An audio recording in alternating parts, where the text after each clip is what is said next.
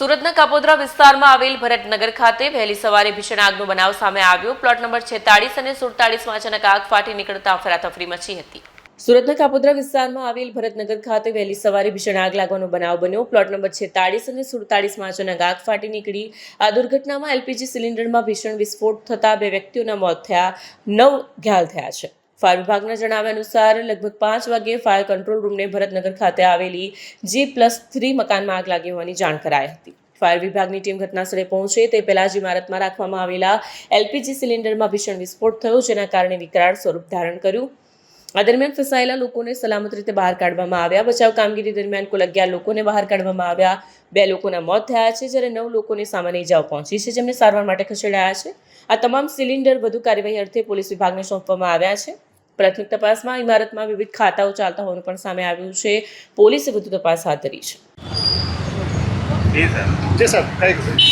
બનાવ હતો કઈ જગ્યાનો છે ને કેટલા વાગ્યાનો? સવારે 5:30નો બનાવ છે। આપણે ભરતનગરમાં ખાતા આવેલા છે, ખાતા નંબર છે 46-47।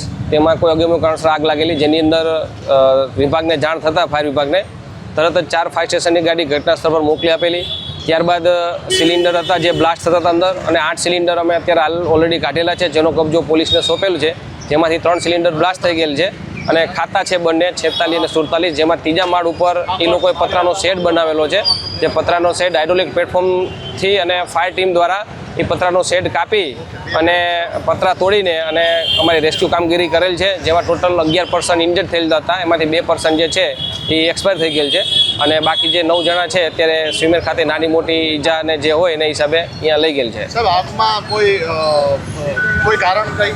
કારણ જાણવા મળેલ નથી, પણ આગ ઓલાવતા દરમિયાન અમારે એક ફાયર માર્શલ છે જેને નોર્મલ ઈજા થયેલ છે, હાથમાં લાગેલ છે, તો એને પણ અમે સ્વિમેર રવાના કરેલ છે। અને ઘટનાની અને ફાયર કોલની ગંભીરતાને જઈ ફાયર ખાતાના અમારા વડાશ્રી, ચીફ ફાયર ઓફિસર શ્રી સહિતની પૂરો ટીમ જે ઘટના સ્થળ પર હાજર હતી અને અત્યારે અંડર કંટ્રોલ છે। અને જે પણ બ્લાસ્ટ થયેલા સિલિન્ડર છે એલપીજીના, એ અમે પોલીસને હેન્ડઓવર કરેલ છે તપાસ માટે।